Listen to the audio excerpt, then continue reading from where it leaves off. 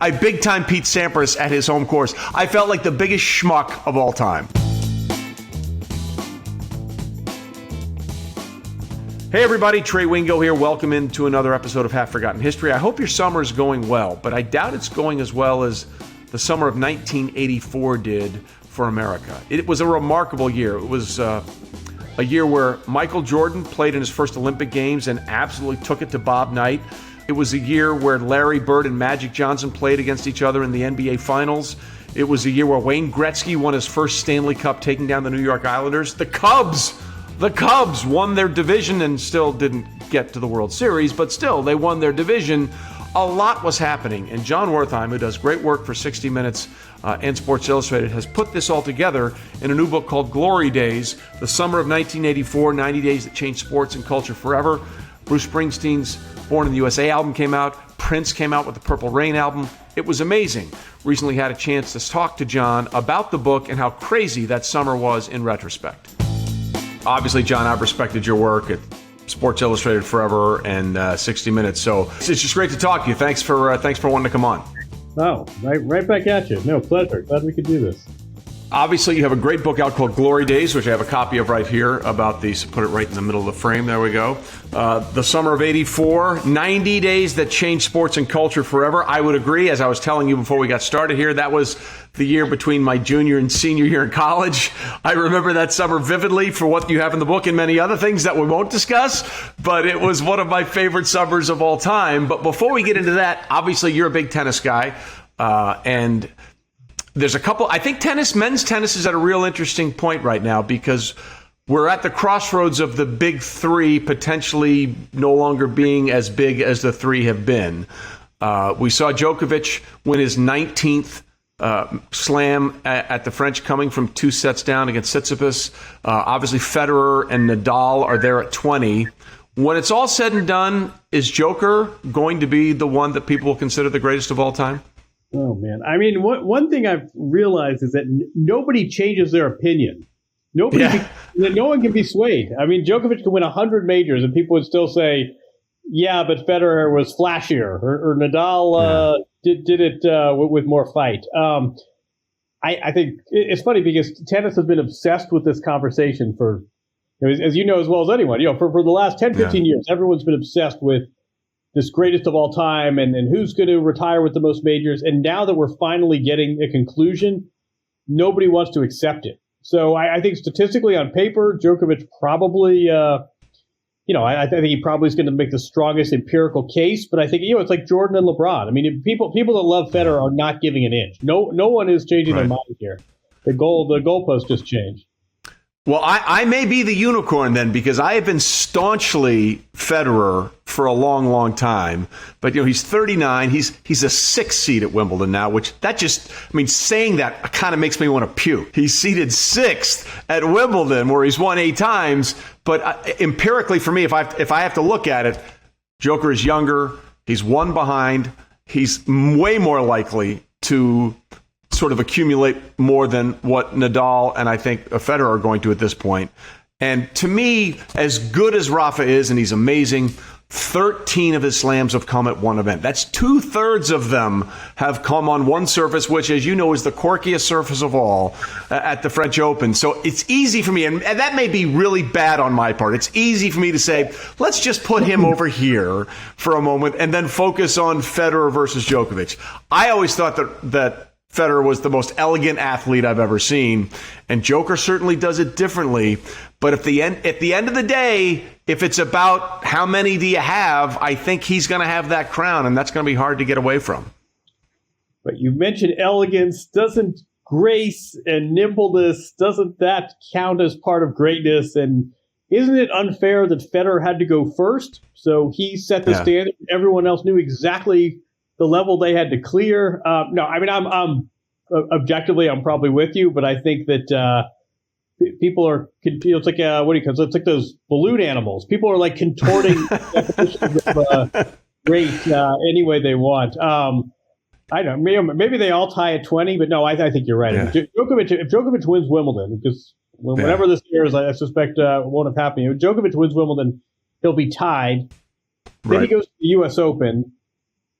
he could eclipse them. He goes to Australia, which he's won 9 times next. I mean, this may be, I mean, he may just bury the whole conversation in the next 6 months.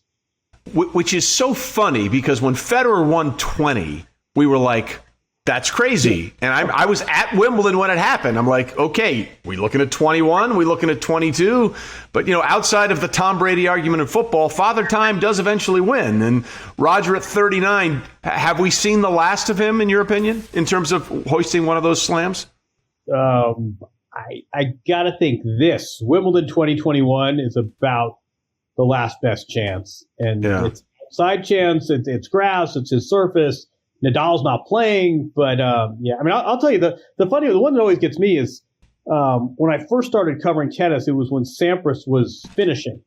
And, right. You know, Pete Sampras is. I mean, I don't think he's not 50 years old. He's 49 years old. He hasn't turned 50. He leaves tennis and he retires with the most. And it's like Wilt Chamberlain's 100-point get, like, done. Like, this thing is lasting for decades and decades. Pete Sampras hasn't even got from the scene 20 years. He's not even 50 years old, and he's a distant fourth. So, you know, these records go fast. Funny story. I got to tell you this. 2 years ago, we were out in L.A., and I got a chance to play golf at Bel Air with a buddy of mine, Marty Fish, who obviously you know.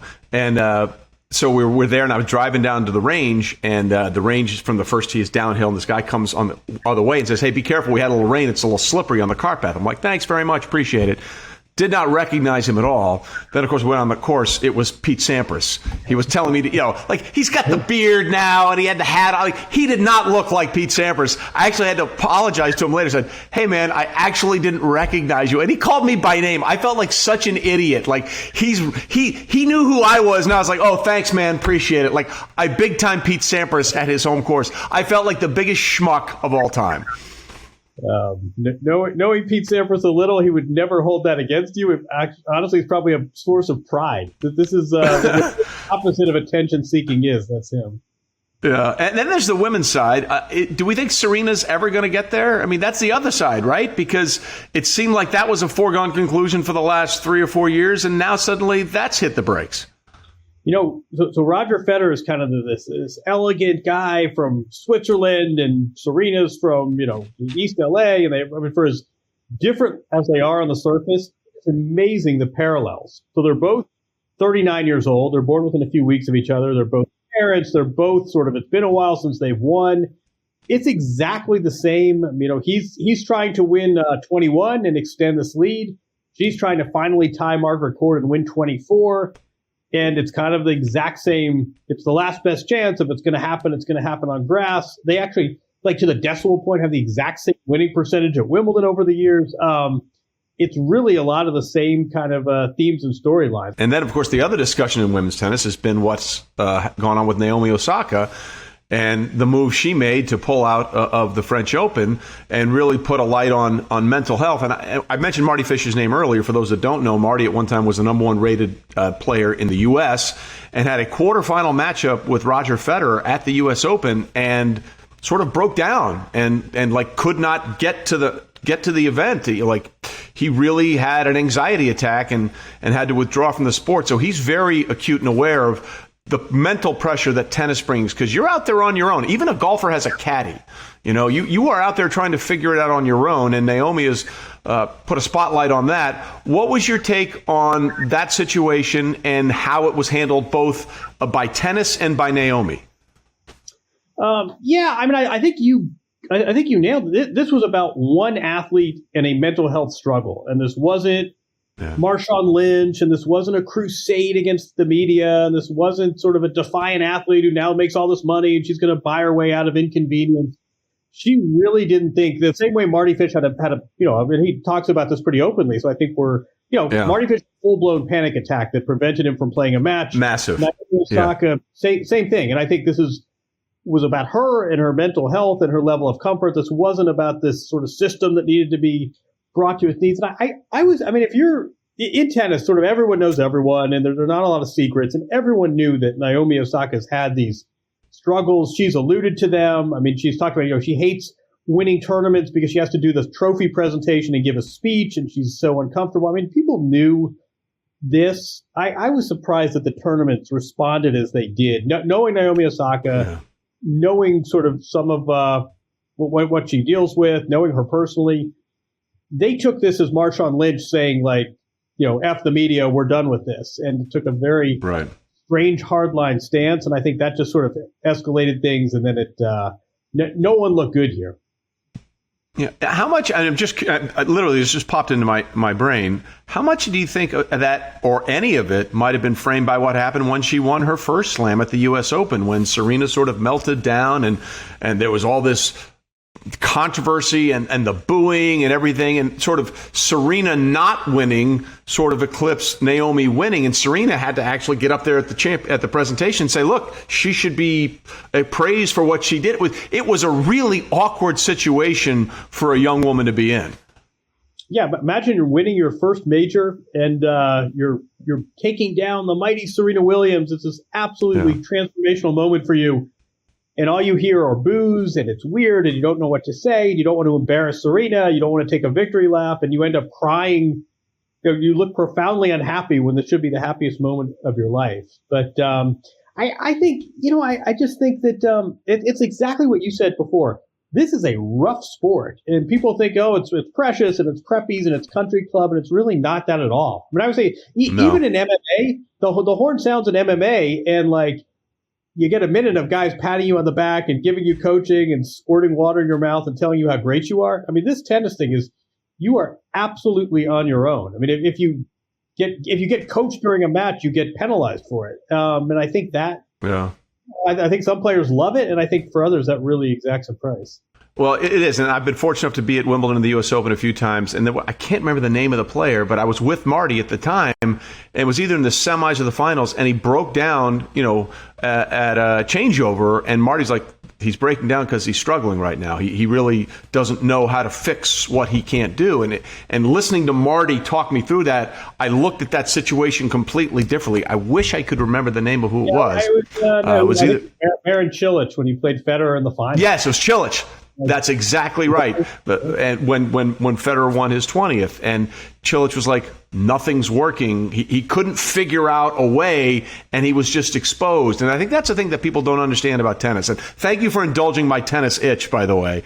But it is like, you play until you break the other guy. I mean, or the other player. That's sort of the way it is. Either you're going to win or the other person is. It's not timed. It's like, you have to finish.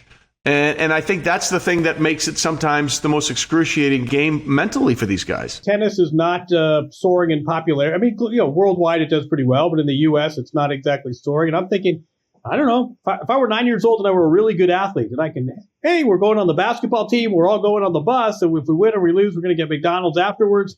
That is a much different exercise than it's me and me alone on this court. And as long as the ball's in play, I got to solve this thing myself. And it's, Andre Agassi, solitary confinement. That might be overstating the case, but I mean, it takes a special kind of athlete to want to do that with your athletic talent. Yeah, and real quickly before we move on, Agassi was one of my all-time favorite players because the guy was here and then he was down, kind of get up again, down again, came back up again. He was one of my all-time favorite athletes to ever watch. Okay, the real reason we have you on the show today is because you have this great book out, Glory Days, about the 90 days in the summer of 1984. So I always am curious about this for people who undertake writing a book. Like me writing a blog post is excruciating. So what was it about this particular stretch of the summer of 84 with everything that was going on that really attracted you to the idea of trying to put it together? I mean, the origin story for the book, it's not the sexiest thing, but I was between my 7th and 8th grade year of middle school, and I'm in Bloomington, Indiana. The Olympic trials were going on because Bob Knight, the coach, is sort of the general. Everyone comes to him, and among them, Michael Jordan's one of the guys, and he's left North Carolina. He hasn't been drafted yet. He's kind of this lonely, sort of schleppy kid in the middle of my town. You'd run into him at the movie theater, and he's looking for a fourth to play putt-putt mini golf with, and he's kind of a lonely, bored guy. And I just by virtue, it's a quiet town where the students are gone. I would run into him, and I'd have my tennis racket, and he would call me John McEnroe, and you'd see him waiting in line to get a smoothie. It wasn't a big deal. And then by the end of the summer, he's Michael Jordan, and he's got a Nike deal, and he's the third pick, and he's got an Olympic gold medal, and he's on the cover of Time magazine. And I wrote a piece about it for Sports Illustrated, and someone's like, "Oh, you should do a book on that." I don't think there's a book on that, but I sort of started poking around about all the other stuff that went on that summer. And you realize that, first of all, that's just an insane summer in terms of the sheer concentration of events. And it also occurred to me there's a metaphor there that sports and culture in general, like Michael Jordan, started the summer at one place and they ended the summer at somewhere else entirely.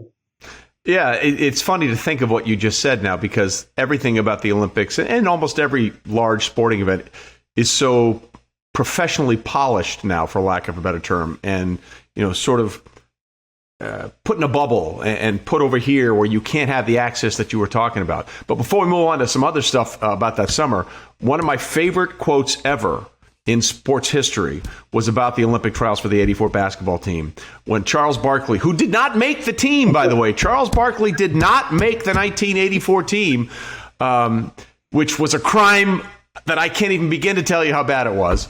Not that it would have mattered. We would have slaughtered everybody.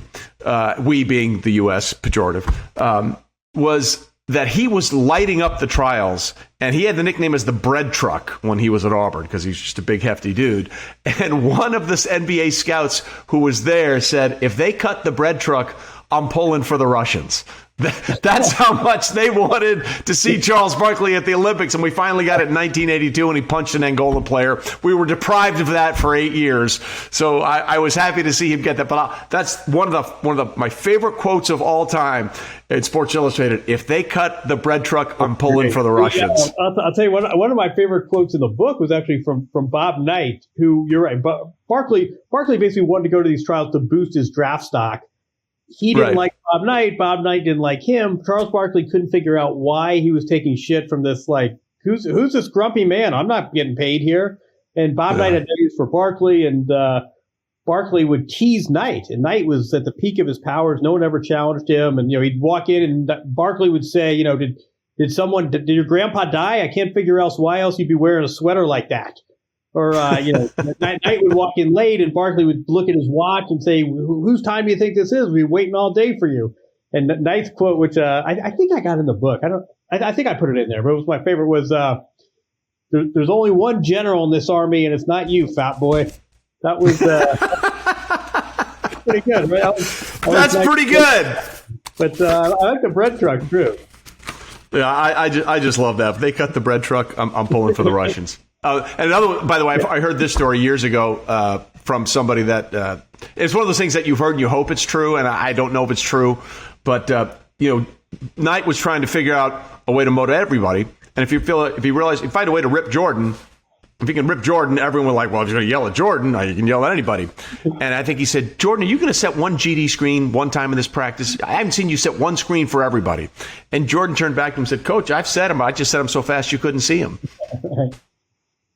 Exactly. Knight would sometimes say to Jordan, "Look, I'm about to yell at you, and I don't really mean it, but just take it." And it's funny because Knight and Barkley had no use for each other. Knight and Jordan that was like a radio turn to the same station. They got each other. And Jordan had this quote that he said, "I learned the four corners offense from Dean Smith, and I learned the four-letter word from Bob Knight." But the truth is, Jordan and Knight, and we saw a little bit in The Last Dance, Jordan and Knight got each other. And you're right, though, that Knight would yell at Jordan just mostly because it would send a message to the rest of the team that no one was above his authority. Yeah, and the Olympics, obviously, because it was such a show, it was in L.A., it was a profitable thing. I remember the opening sequence at the Coliseum. They had all those pianos in there. I mean, it was just this massive display of Americana after we had boycotted the 1980 Olympics, and then the Soviet bloc boycotted these Olympics and led to Mary Lou Retton and all this kind of stuff. Of course, now the women's gymnastics team is the gold standard in the United States, literally, and everyone's trying to beat us. That was not the case before 1984, and that was the first sort of Olympics where they became the dominant team in women's gymnastics. But there were so many other things that went on that summer, and one of the early titles or chapters of the book is called The Great One. And the New York Islanders had a stranglehold on the Stanley Cup Ken Morrow, by the way, who played side note, again, one of my favorite athletes of all time. He was on. He was a defenseman for the 1980 U.S. Olympic hockey team that upset the Russians and won gold in Lake Placid. He went directly from the Olympic team, the U.S. Olympic team, to the Islanders and proceeded to follow up his gold medal with 4 straight Stanley Cups. Like, that's the greatest run of all time. No one's ever going to top that. But that was the summer or the spring where that run ended and Wayne Gretzky became Wayne Gretzky for those people that weren't huge hockey fans. Yeah, and I think, statistically what he was doing was incredible, but also it was a little like Jordan and the Bulls, where it was, great you're putting up all these numbers and great that, every player in the league says how talented you are, but you haven't won anything. And you had this huge Islanders dynasty, and I think Gretzky always liked the fact that they won the cup that year for the first time. The summer of '84 was the first cup he won.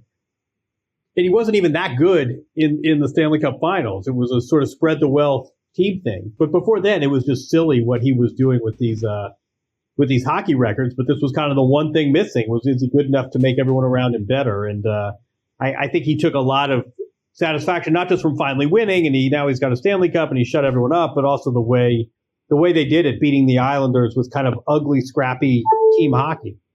Well, those Islander teams were not afraid to mix it up with Billy Smith as your goalie. Mike Bossy was a star, but Denny Potvin, all those guys. That was an amazing team. It is funny just to listen to list off the chapters here in the book. Johnny Mac and Martina, Larry versus Magic, the trump card. For those that don't know, before he became a president and a reality TV show host, Donald Trump tried to make the USFL the next best thing, and it was working for a while until he tried to go up in the fall a few years later against the NFL, and that was the undoing of the USFL. Yeah, as much as we talk about Trump, as much as he's been in the ether the last 5-6 years, I don't know if people realize the extent to which sports played this role in his sort of his celebrity and his myth-making in sort of this phenomenon of Trump. He was kind of this local New York real estate developer that people knew the way they knew, LaFrac or some of the, just kind of these, if you're in the New York area, maybe you've seen the building. In '84, he's on the cover of GQ. He's on the cover of New York Times Magazine. And it's basically, here's this rich guy in his late 30s that's buying a football team. And what he did I hadn't really realized this. I don't know if you ever worked with Charlie Steiner was the voice of the Generals and was it was a good source on this chapter. But basically it's the exact same playbook. He held the press conferences at Trump Tower and he came down the escalator and his family was involved. I think his wife did the cheerleader uniforms, and there are all these lines in the coverage about sort of the Generals owner, Donald Trump. We're not always sure if he's telling the truth, but he sure is magnetic. It's kind of these lines you could just cut and paste. Amazing that seemed to carry on. Like that still went through. He was committed to the role. Is probably a middle of the road way to put it. But there was a 30 for 30 about the USFL, but that was obviously before he became a politician. I was just blown away by how it was the exact same blueprint. And I also think sports fans maybe have overlooked the extent between USFL trying to get NFL ownership, which he wasn't able to do, the pro wrestling, even UFC. Sports are really pretty central to his elevation. And for as much as we talk about him, I'm not sure that's gotten enough credit. Yeah, well, he always went for the splash. He signed Doug Flutie, he signed Herschel Walker to the New Jersey Generals, and they were a very good team in the USFL. And we can talk about a lot of the sports things, like Bird versus Magic was incredible. But on the cover of the book, there's down low, there's a picture of Prince and a picture of Bruce Springsteen. And Purple Rain and Born in the USA were both albums that came out that summer. And you want to talk about two albums that were so decade or era defining in completely different ways. But, the subtitle of the book is 90 Days That Changed Sports and Culture Forever. It's hard to imagine anything from that summer without talking about those two music icons being a giant part of it. I was trying. There's always a team that wins the NBA title. There's always a song of the summer, and I had to kind of convince myself that this was really disproportionate, and I was. And I think I was like, you know what? pick any summer, they don't have this much stuff. And then I tried to kind of figure out why. And the best I came up with was you had this huge rushing force of cable. And so everyone, Bruce Springsteen obviously had albums before Born in the USA. Prince had albums before Purple Rain. But they were kind of these fringy alternative guys. You didn't necessarily know what they looked like. You didn't know what they were about. You liked the music. We had this thing in 1984, the video, and this new network, MTV. 1984 is a summer we all started getting 2 boxes. One of them was this cube-like computer that smiled when you turned it on, called the Mac, that this guy Steve Jobs tried to make a nice home appliance and not this cold piece of technology. And the other box we got was a cable box. And this was a summer where you didn't just release music. You had this, little 4-minute video to go with it. And so, people knew Bruce Springsteen was, but they didn't know, here we saw him in the denim and the bandana, and he's pulling the girl out of the audience, and it's Courtney Cox. And we see Prince, a wacky guy on a motorcycle dressed in purple. And I feel like part of the reason these albums were the forces they were, these are really the 2 seminal albums for both those guys, and they came out within a couple weeks. Literally, I think, don't quote me on this, but there was like a 4-week window where everything came out on a Friday, and it was like Born in the USA, Ghostbusters, Raiders of the Lost Ark, Purple Rain, and Karate Kid were like back-to-back Fridays. That's nuts. But I think with the music, I think part of it is that we really got this connection because we didn't just hear the songs, we got to see these guys. And they were pretty cool. And they rode motorcycles and, wore denim. And I feel like the connection to Prince, and not just, Madonna, all the artists, I think we really had this music connection because we also, for the first time, we all got to listen and see them at the same time, thanks to MTV. Well, not only that, but another chapter 16, is the Victory Tour, which is about Michael Jackson and the Jackson 5. And I was a camp counselor in Alabama that summer, and like 2 days after we were done as a camp counselor, we went to the Michael Jackson Victory Tour concert in Neyland Stadium at the University of Tennessee in Knoxville. And you want to talk about going a culture shock back into the normal or not normal in any way, shape, or form, but the world in general. We were, I'd been hiding out in these log cabins and Stone Lookout Mountain in Alabama for 2 freaking months. And then 2 days after that, just whoosh, we go back and it's Michael Jackson in concert. It kind of freaked me out. I'm not going to lie to you. I was like, what the hell am I walking back into? It was a really weird night for me on a lot of levels. But yeah, Michael Jackson was part of that summer as well. It's like cultural whiplash. I don't know. I don't know. Had you heard this story about Bob Kraft and the Patriots and Michael Jackson? Had you heard that? Some people. I didn't. I'm not the first person to stumble upon this, but basically the story in the book is Michael Jackson's king of pop. He's got Thriller out. He's the biggest. I think he's the most recognized person in the world, and like Mother Teresa's second and Princess Diana's third. Just the biggest towering celebrity. His parents say, you know what? We got to get ours. Time to spread the wealth, Michael. So he does this victory tour with his siblings. And Michael doesn't want to do it. And it's that same year where, remember the Pepsi commercial, he burns himself physically. Lit on fire, yeah. Don King somehow becomes the tour manager. And it's bankrolled by the Sullivan family that own the Patriots. And the tour is an absolute fiasco. And their cost overruns and their dancers. And they have to, it takes dozens of semis to build and rebuild the stage every time they play.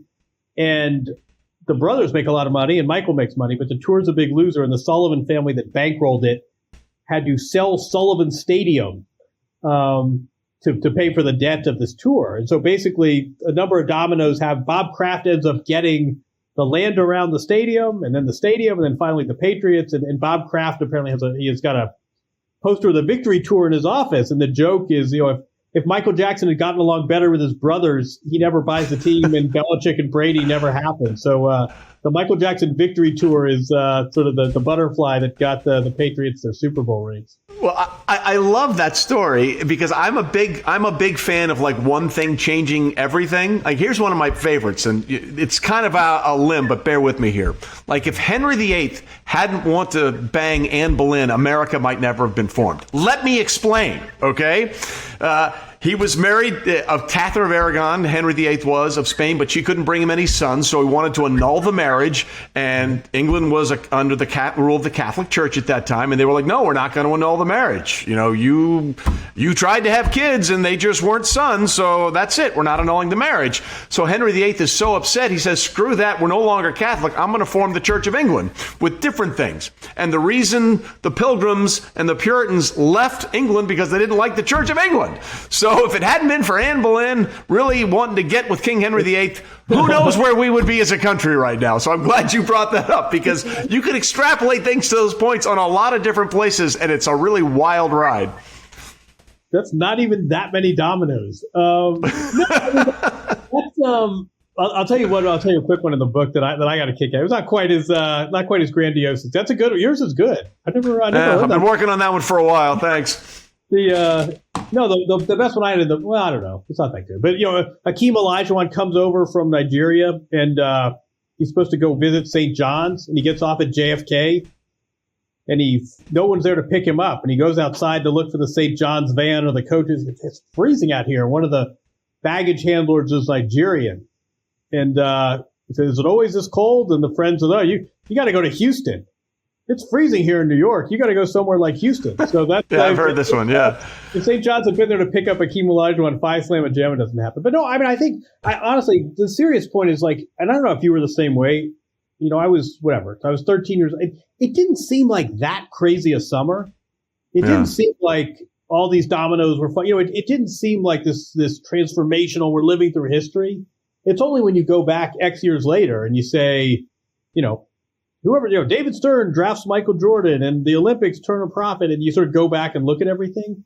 I think one of the cool things about this book was people were like, God, now that I think about it, you're right. But it wasn't like we felt like you were living in history. Same with, to go back, Henry VIII is not thinking this is going to eventually foster another world power. Change global power for centuries to come. Yeah, that was not his thought process. I agree. He had one thought process. It was not that.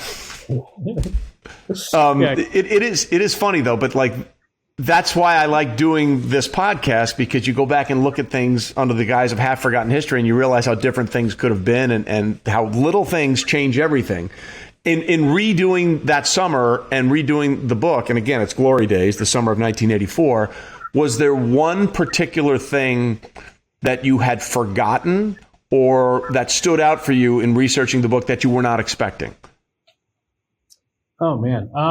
That's a great question. I mean, sort of the two conclusions, were this was the summer of cable. And when we go back and tell the story of sports and culture in the 80s and 90s, even for the next 30, man, does cable loom large. But I also, I got to say, I mean, Michael, I don't know if you saw the Scottie Pippen's remarks today, notwithstanding. Michael Jordan's sort of becoming, Michael Jordan's kind of like, great athlete. What a pity we never knew what he stood for. He didn't take a stand. Now he's sort of a billionaire behind playing golf. And I got to say, my respect for Michael Jordan went way up just because he got not just the finances, not just, boy, I'm worth a lot of money to a lot of people. A lot of people have positive associations with me.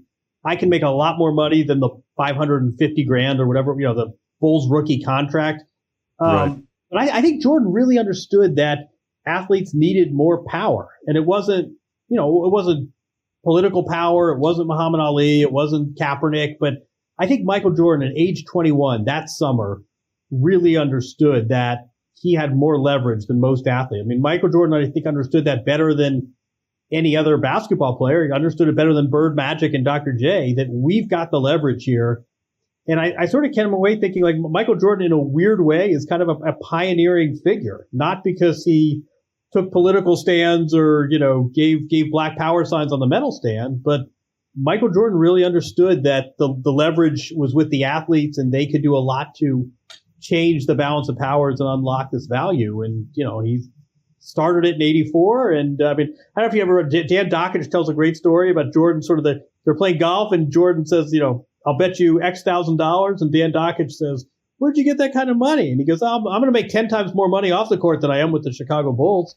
That was in the summer of 84. And, 37 years later, he's a billionaire. And I think his NBA earnings were about $89 million. So you saw that one coming pretty good. And it's funny, another thing that changes something. He wanted to be an Adidas guy, but they weren't really interested in him. Oops. Phil Knight, hey, I'll take it. And another empire was born because of one thing that didn't go a certain way. Well, this has been great. Jon, the book is fascinating, and it's obviously great for me because it's right in my wheelhouse. Glory Days, the summer of 1984, 90 days that changed sports and culture forever. I'm sure you can get it wherever you buy your books, right? Wherever you can find it. I hope so. I think wherever you buy books, be it I can't remember the place by you in Madison, Connecticut, great independent bookstore, or you can get it on Amazon like everything else in this world. Like almost everything I'm currently wearing. And it is funny, the book talks about the advent of cable, and we're having this discussion about the power of cable now over broadband, which has surpassed cable. In fact, you mentioned MTV. One of the first video ever on MTV was a song called Video Killed the Radio Star by the Buggles. I think it's time for the Buggles to reform and come up with a new song called Broadband Killed the Video Star. And that's sort of where we are now. Streaming and data are your new dual sources of revenue. But no, you're Check. Right. 37 years is a pretty good run, though. I'll say that for cable. Absolutely. Well, Jon, this has been great. I appreciate your time, and hopefully we'll catch up again real soon. Yeah, you got it. That was good fun. Thanks, Trey. So thanks to Jon Wertheim for joining us. Coming up next week, really sort of an off-the-beaten-path episode. Someone you need to know, and you need to understand the life that he lived, from covering the first Super Bowl to JFK's assassination to the Vietnam War to founding the most successful magazine in magazine history, Magazine Launch. It's a guy who I'm very familiar with. It's my dad. You need to hear his story. We'll do that next week.